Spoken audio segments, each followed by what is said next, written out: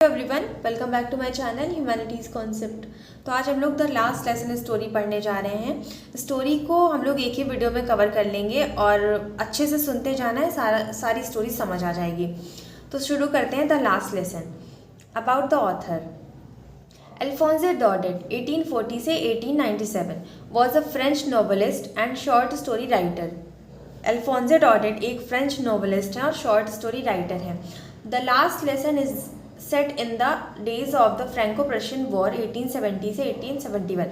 जो the last lesson story है ये फ्रैंको प्रशियन वॉर के टाइम पे लिखी गई थी। फ्रैंको प्रशियन वॉर हुआ था 1870 से 1871, in which France was defeated by Prussia, जिसमें कि फ्रांस जो था वो प्रशिया से हार गया था। Prussia led by Bismarck, Prussia को लीड किया था बिस्मार्क ने। Prussia then considered of what now are the nation of Germany, Poland and part of Austria. Prussia के अंदर तब जर्मनी, पोलैंड और पार्ट ऑफ ऑस्ट्रेलिया आते थे। In this story the French district of Alsace Lorraine have passed into Prussian hands.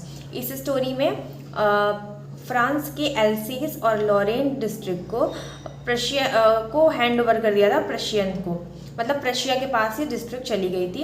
Read the story to find out what effect this had on life at school. इस story को पढ़ने से पता चलेगा हमें कि स्कूल लाइफ पर क्या इफेक्ट हुआ था, क्या असर पड़ा था। तो चलिए स्टोरी स्टार्ट करते हैं। तो स्टोरी नैरेट कर रहा है फ्रेंड्स नाम का एक बच्चा जो इस स्टोरी का मेन प्रोटैगनिस्ट है।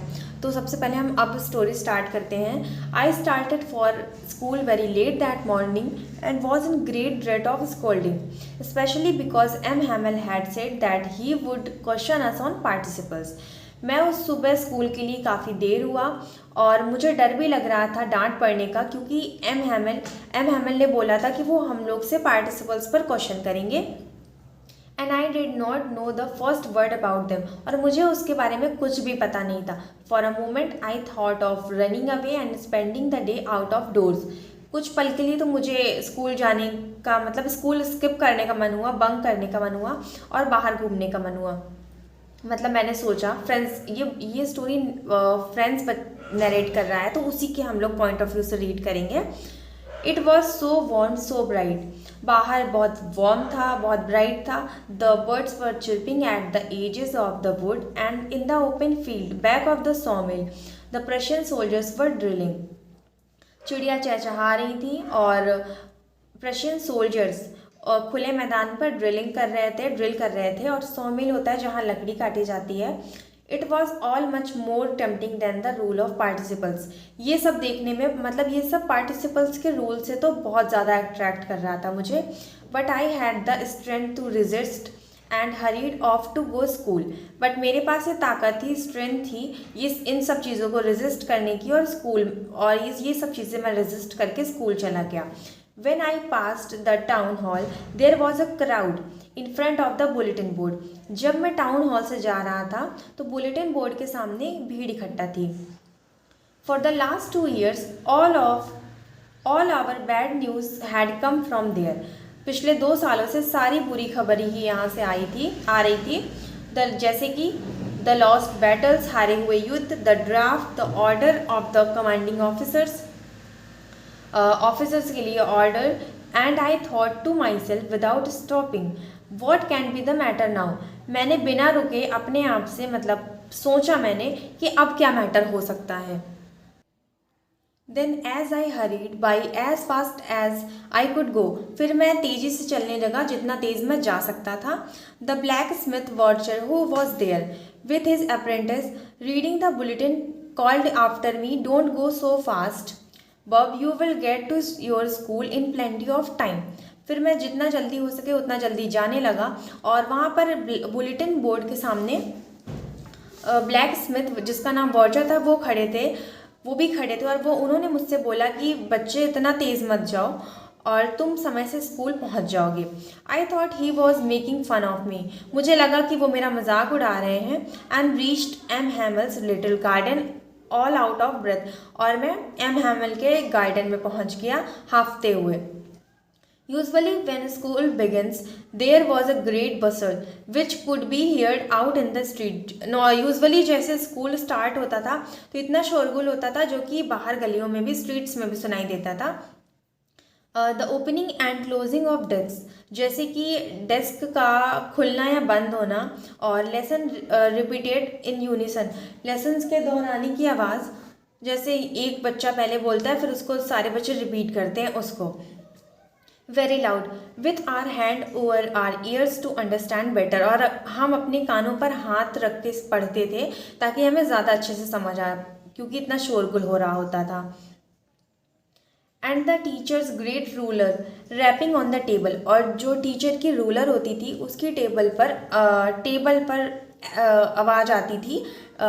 जैसे टीचर्स टेबल पर रैप करते हैं अपनी रूलर को, वैसे उसकी भी आवाज़ आती रहती थी. But now it was all so still, but ऐसा कुछ भी नहीं था. I had counted on the commotion to get my desk without being seen, और इन सब चीज़ों का फ़ायदा उठाकर मतलब मैं चला जाता था, चुपचाप अपनी डेस्क पर बैठ जाता था, कोई मुझे देख भी नहीं पाता था, इतने शोरगुल में कोई नोटिस भी नहीं कर पाता था. But of course that day everything had to be quiet as Sunday morning, पर उस दिन सब कुछ ऐसे शांत था जैसे कि संडे मॉर्निंग हो, संडे की सुबह हो. Through the window I saw my classmate already in their places, और मैंने खिड़की से देखा कि मेरे जो क्लासमेट्स हैं वो ऑलरेडी अपने अपने प्लेसेस पर बैठे हुए हैं. एंड एम हैमल फ्रेंड्स के टीचर हैं, वो वहाँ पर पढ़ाते हैं, एम हैमल टीचर हैं. M Hamel walking up and down with his terrible iron ruler, M Hamel अपनी आयरन रूलर को लेके ऊपर नीचे चल रहे हैं. क्लास में स्टेयर होगी एक तो वहीं पे. अंडर हिज आर्म, वो अपनी रूलर को लेकर चल रहे हैं. I had to open the door and go in before everybody, मुझे सबके सामने दरवाज़ा खोल कर जाना था. You can imagine how I blushed and how frightened I was. Blush मतलब यहाँ पे शर्मिंदा होने से रिलेटेड है. आप इमेजिन कर सकते होंगे मैं कितना शर्मिंदा और डरा हुआ रहा हूँगा. But nothing happened. M Hamel saw me and said very kindly go to your place quickly, पर ऐसा कुछ भी नहीं हुआ, और एम हैमल ने मुझे देखा और बहुत ही काइंड वे में, बहुत पोलाइट तरीके से उन्होंने मुझसे कहा, फ्रेंड्स आओ जाकर जल्दी से अपनी जगह पर बैठ जाओ, हम तो तुम्हारे बिना ही स्टार्ट करने वाले थे. We were beginning without you. I jumped over the bench and sat down at my desk, और मैं जाकर अपनी डेस्क पर बैठ जाता हूँ. और not till then when I had got a little over my fright did I see that our teacher had on his beautiful green coat, his frilled shirt and little black silk cap all embroidered. तो जब मैंने अपने डर पर थोड़ा काबू पाया, मैं अपने डर से थोड़ा सा उभरा, तो मैंने देखा कि जो एम हैमल हैं उन्होंने अपनी ग्रीन कोट, अपना सुंदर सा ग्रीन कोट और फ्रिल्ड शर्ट और लिटिल ब्लैक सिल्क कैप पहने हुई थी, सब एम्ब्रॉयडर्ड थे. That he never wore except on inspection and prize days, जो कि वो कभी नहीं पहनते थे एक्सेप्ट, सिर्फ वो पहनते थे इंस्पेक्शंस में और प्राइज डेज, जब प्राइज डिस्ट्रीब्यूशन होता था, इंस्पेक्शन जैसे निरीक्षण होता था तभी वो पहनते थे. Besides the whole school seemed so strange and solemn, मतलब उसके अलावा भी स्कूल बहुत स्ट्रेंज लग रहा था, बहुत अजीब सा लग रहा था, बहुत शांत लग रहा था. But the thing that surprised me most was to see on the back benches that were always empty the village people sitting quietly like ourselves. और मुझे सबसे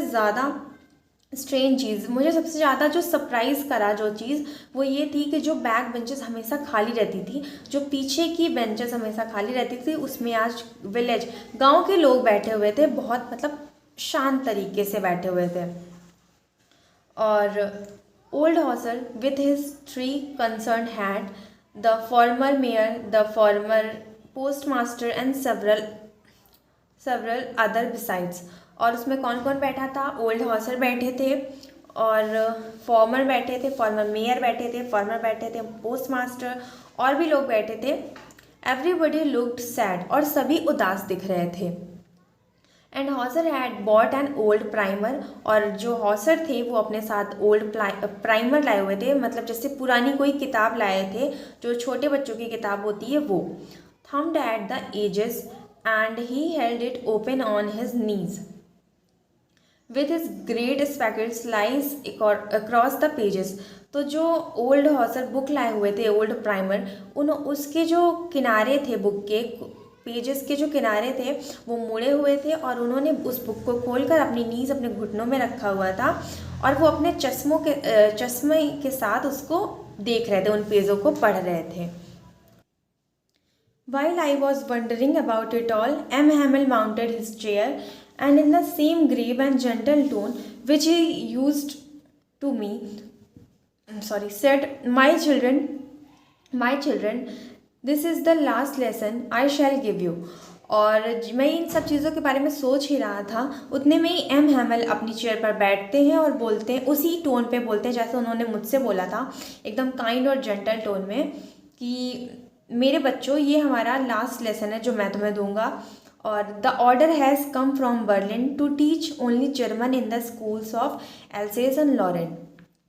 बर्लिन से ऑर्डर आया है कि अब से एल्सेस और लॉरेन के स्कूल्स में सिर्फ जर्मन ही पढ़ाई जाएगी। The new master comes tomorrow, जो नए टीचर कल तक आ जाएंगे। This is your last French lesson, I want you to be very attentive. और मैं चाहता हूँ आप लोग बहुत ध्यान से पढ़ें, ये आप लोगों का लास्ट फ्रेंच लेसन होने वाला है। What a thunderclap these words were to me. ये सारे वर्ड्स, ये सब मेरे लिए सरप्राइजिंग थे, मुझे काफ़ी अजीब सा लगा, मुझे सदमा जैसे लगा। और oh the breeches, that was what they had put up on the town hall off. और फिर वो फ्रेंड समझ जाता है कि जो टाउन हॉल से वो जब गुजर रहा था तो बुलेटिन बोर्ड पर यही सारी न्यूज़ेस, यही नोटिस थी। फिर फ्रेंड्स अपने मन में ही सोचने लगता है, माई लास्ट फ्रेंड्स लेसन, कि ये मेरा लास्ट फ्रेंड्स लेसन है। और why I hardly knew how to write, क्यों मुझे तो अभी अच्छे से लिखना भी नहीं आता है, मुझे बहुत कम लिखना आता है। I should never learn any more, मैं आगे इसको नहीं पढ़ पाऊँगा और नहीं सीख पाऊँगा। आई मस्ट स्टॉप देयर, मुझे यहाँ रुकना होगा, अब मैं इसको नहीं पढ़ सकता। Oh how sorry I was feeling, how sorry I was for not learning my lesson. मैं कितना सॉरी फील कर रहा था अपने लेसन्स को अच्छे से पढ़ने मैं अपने लेसन्स को अच्छे से नहीं पढ़ता था, इसके लिए मुझे बहुत बुरा लग रहा था, बहुत सॉरी फील कर रहा था मैं। फॉर सीकिंग बर्ड्स एग और गोइंग स्लाइडिंग ऑन द सार, मैं चिड़िया के या फिर पक्षियों के अंडों के लिए बाहर जाता था और स्लाइड करने जाता था सार पे। My books that had seem such a nuisance while ago, मेरी बुक जो मुझे कुछ समय पहले एक बाधा जैसी लगती थी, नुइसेंस का मतलब बाधा होता है, बाधा जैसे लगती थी। सो हैवी टू कैरी, मुझे उठाने में बहुत भारी लगती थी। My grammar and my history of the saint were old friend now, अब वो मेरी जो ग्रामर की बुक्स थी और जितनी भी बुक्स थी वो मेरी पुरानी दोस्त जैसी हो गई थी। आई couldn't गिव अप, मैं उनको छोड़ नहीं पा रहा था। एंड एम हैमल टू, और एम हैमल को भी। The idea that he was going away, that I should never see him again, और ये सोच के ही कि वो चले जाएंगे और मैं उनको फिर दोबारा नहीं देख पाऊँगा। Made me forget all about his ruler and how cranky he was, और ये सब सोच के मैं उनकी रूलर जैसे वो मारते थे कभी कभी, तो उन सब चीज़, और क्रैंकी, वो कितने क्रैंकी थे, ये सब मैं भूल गया था। और poor man, it was in the honour of this last lesson that he had put on his fine Sunday cloth and now I understood। और वो यहाँ पे एम हैमल के लिए बोल रहे हैं, सोच रहे हैं कि अच्छा इसीलिए उन्होंने अपने संडे जो उनके स्पेशल क्लॉथ्स थे वो उन्होंने वेयर करे हुए थे, वो पहने थे। अब फ्रेंड्स को सब समझ आ रहा होता है। Why the old man of the village were sitting there in the back of the room, और क्यों वो सारे जितने ओल्ड मैन थे, जितने बूढ़े लोग आए हुए थे, वो क्यों बैठे थे, अब उसे वो सब कुछ समझ आ रहा था। It was because they were sorry too, क्योंकि वो भी सॉरी फील कर रहे थे कि वो आपसे आगे फ्रेंच बोल नहीं पाएंगे, सीख नहीं पाएंगे। That they had not gone to school more, it was their way of thanking our master for his 40 years of faithful services. Service and of showing their respect for the country that was theirs no more. और वो लोग इसलिए भी आए हुए थे क्योंकि जो एम हैमिल थे वो 40 ईयर्स तक उन्होंने मतलब स्कूल को अपनी सर्विस प्रोवाइड की थी। वो 40 ईयर्स से इसी स्कूल में थे और उनको एक थैंक यू बोलने का मतलब अपनी रिस्पेक्ट शो करने का भी एक तरीका उनका हो सकता है उनके लिए। वो उनको थैंक यू बोलने के लिए आए थे, शायद उनका ये तरीका था। और वो इसलिए भी आए थे, वो अपनी कंट्री के लिए भी आए थे जो कि अब उनकी नहीं थी, उसको भी थैंक यू बोलने आए हुए थे। While I was thinking all of this I heard my name called. It was my turn to recite. ये सब मैं सोच ही रहा था कि इतने में मुझे मेरा नाम सुनाई देता है। अब मेरा टर्न था सुनाने का। रिसाइट मतलब सुनाना। इस पैराग्राफ में ये बताया गया है कि वो लोग इसलिए आए थे क्योंकि एम हैमिल जिन्होंने 40 इयर्स तक उस स्कूल में अपनी सर्विस प्रोवाइड की थी, उन्होंने पढ़ाया था, तो उनको थैंक यू बोलने का एक तरीका था उन लोगों का। जो विलेज के लोग थे, गांव के लोग आए थे और वो अपनी कंट्री को भी रिस्पेक्ट शो करना चाहते थे जो कि अब उनकी नहीं थी। अब देखते हैं यहाँ से। ये सब मैं सोच ही रहा था कि इतने में मुझे मेरा नाम सुनाई दिया, अब मेरा टर्न था सुनाने का। What would I not have given to be able to say that dreadful rule for the participle, although very loud and clear without one mistake। यहाँ पे फ्रेंड्स बता रहा है कि मैंने पार्टिसिपल को अच्छे से बिना किसी गलती के तेज आवाज़ में बोलना स्टार्ट किया, मतलब बोलना चाहा। पहले ही कुछ शब्दों में सब मिक्स कर दिया और चुपचाप वहीं खड़ा रह गया। मतलब वो अच्छे से बिना किसी गलती के बोलना चाहता था पर वो नहीं बोल पाया। पहले ही कुछ शब्दों में उसने गलत कर दिया, गड़बड़ कर दिया और वो चुपचाप वहीं खड़ा रहा। मेरा दिल धक धक हो रहा था और काफ़ी तेज़ से धक धक करने लगा। मेरे ऊपर देखने की बिल्कुल हिम्मत नहीं हुई, ये बता रहा है इस पैरा में। But I got mixed up on the first words and stood there holding onto my desk and my heart beating and not daring to look up. I heard M. Hamill say to me, I won't scold you. मैंने सुना M हैमिल मुझसे कहते हैं कि मैं तुम्हें नहीं डांटूंगा। Franz, you must feel bad enough. तुम्हें काफ़ी मतलब तुम्हें खुद ही काफ़ी बुरा लग रहा है। See how it is every day we have said to our self I have plenty of time, I will learn it tomorrow. फिर एम हैमिल बोलते हैं कि देखो ये ऐसा ही है कि जैसे मतलब हम लोग हर दिन अपने आप से बोलते हैं कि हमारे पास अभी बहुत टाइम है, हम कल इस चीज़ को देख लेंगे, कल याद कर लेंगे। Great trouble with Alsace she puts off learning till tomorrow. Now those fellow out there will have the right to say to you. ये फेलो आउट्स जो बोल रहे हैं ये प्रशियन सोल्जर्स से रिलेट किया गया है। वो फिर एम हैमिल बोलते हैं फ्रेंड्स से कि हम लोग हमेशा यही सोचते हैं हमारे पास काफ़ी टाइम है, हम कल इस चीज़ को पढ़ लेंगे। और अब देखो अब हम लोग कहाँ आ गए हैं। और जो प्रशियन सोल्जर्स हैं वो उनको कहने का मौका, उनको कहने का अधिकार मिल जाता है। Now those fellows out there will be have right to say to you that how is it you pretend to be Frenchman and yet you can't neither speak not write your own language. अब वो उनको ये बोलने का अधिकार मिल जाता है कि तुम अपने आप को फ्रेंच मैन बोलते हो और ना ही तुम्हें फ्रेंच बोलनी आती है और ना ही तुम्हें अपनी भाषा लिखनी आती है। But you are not the worst poor little French. लेकिन तुम मतलब वर्स्ट नहीं हो। We all have great deal to reproach our self with. Your parents were not anxious enough to have you learn. लेकिन इसमें सारी तुम्हारी गलती नहीं है, इसमें हम सब की भी गलती है। तुम्हारे पेरेंट्स कभी बहुत सीरियसली नहीं चाहते थे कि तुम पढ़ाई करो और पढ़ाई पे अच्छे से ध्यान दो। They prefer to put you to work on a farm और एट द मिल्स। वो चाहते थे कि तुम किसी फार्म में या फिर किसी मिल पे काम करो, so as to have little more money. जिससे कि जिससे कि पैसा और आए, मतलब जैसे मम्मी पापा भी पैसा अर्न कर रहे हैं तो तुम भी करो। And I have been blame also. और मुझे भी ब्लेम करना चाहिए। Have I not often sent you to water my flowers instead of learning your lessons. वेट और मुझे भी ब्लेम करना चाहिए। मैंने भी कई बार तुम लोगों को पढ़ाई के बजाय अपने पौधों पर पानी डालने के लिए भेजा हुआ है। And when I wanted to go fishing did I not just give you a holiday, और जब मुझे फिशिंग करने का मन होता था तो क्या मैं तुम लोगों को छुट्टी नहीं दे देता था। Then from one thing to another, और ऐसे मतलब कई बातें हैं। M. Hamel went on to talk of the French language, saying that it was the most beautiful language in the world. फिर एम हैमल बोलते हैं कि जो फ्रेंच है वो मतलब फ्रेंच लैंग्वेज है वो सबसे ब्यूटीफुल लैंग्वेज है वर्ल्ड में। The clearest, the most logical, सबसे क्लियर और सबसे logical.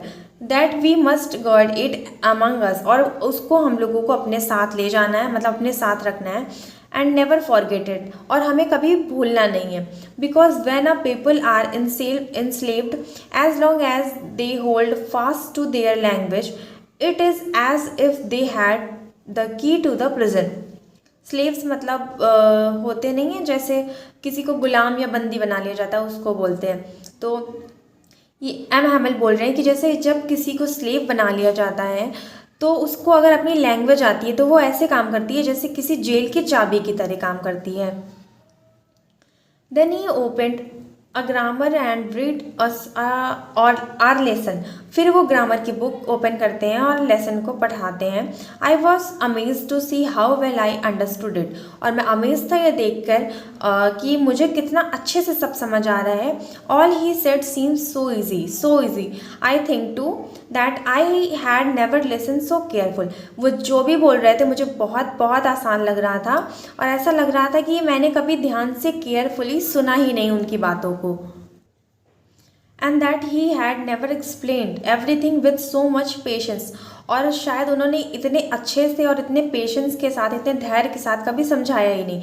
It seems almost as if the poor man wanted to give us all he knew before going away, और ऐसा लग रहा था जैसे ये मतलब पुअर मैन, जैसे एम हैमल जाने से पहले जितना कुछ भी जानते हैं सब हमें बता के जाना चाहते हैं।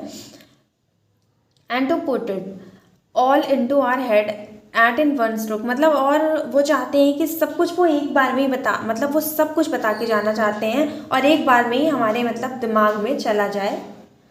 After the grammar we had a lesson in writing. Grammar के बाद हमारा राइटिंग में एक लेसन लिया एम हैमल ने।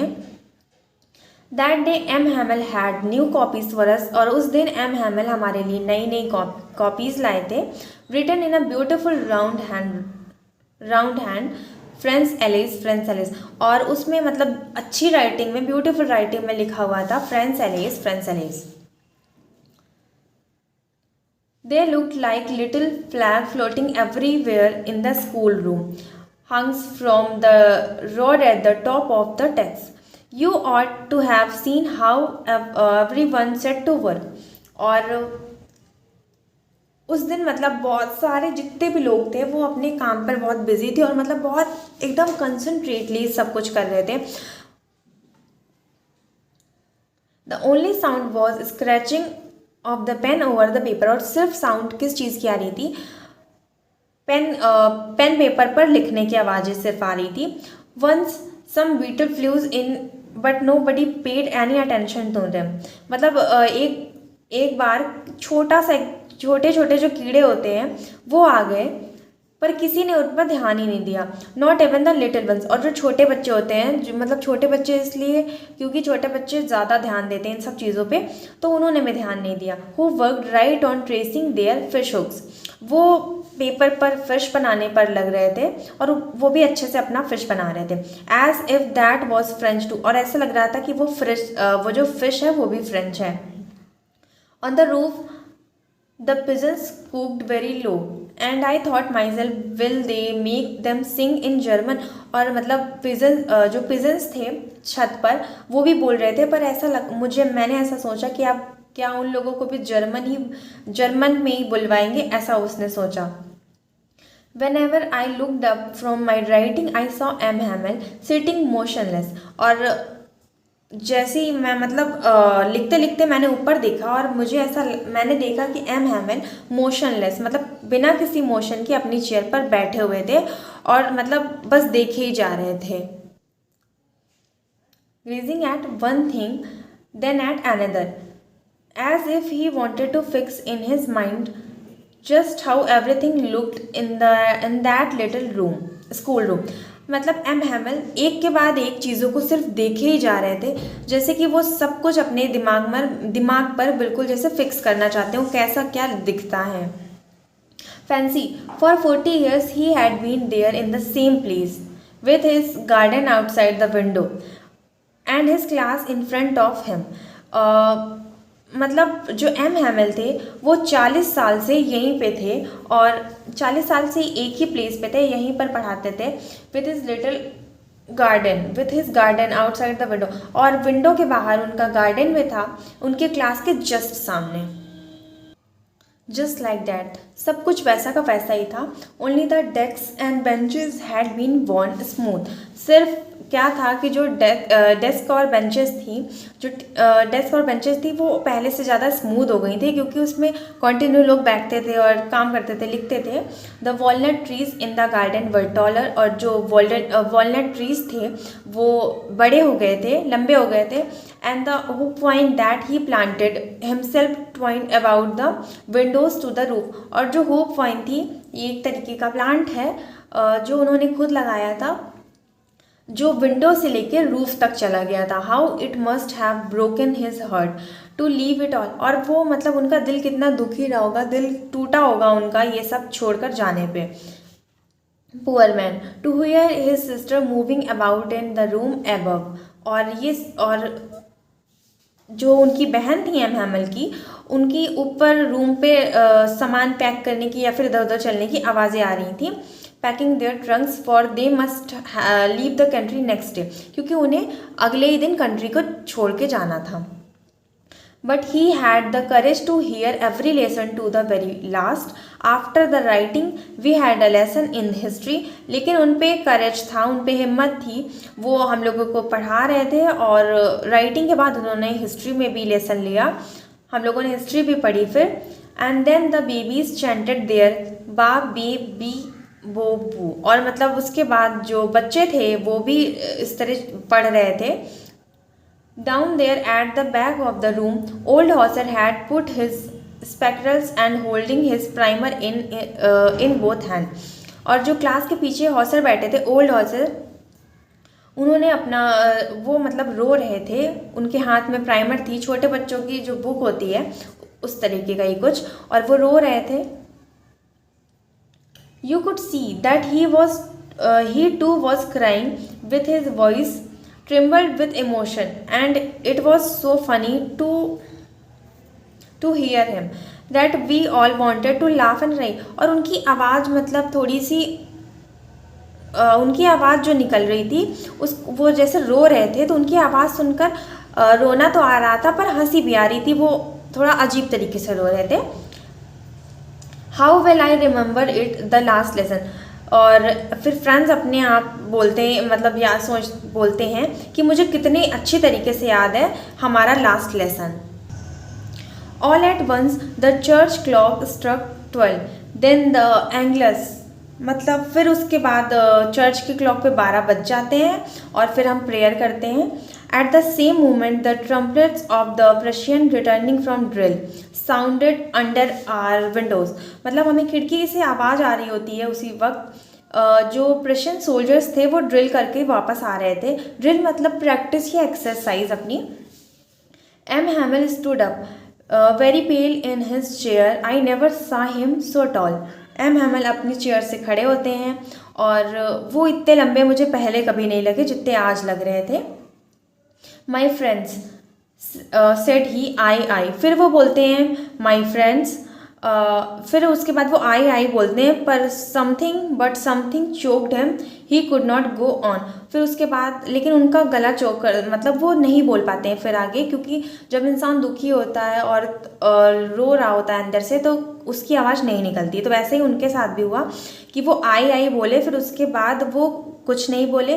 फिर then he turn into the blackboard, took a piece of chalk and bearing on with all his might he wrote as large as he could.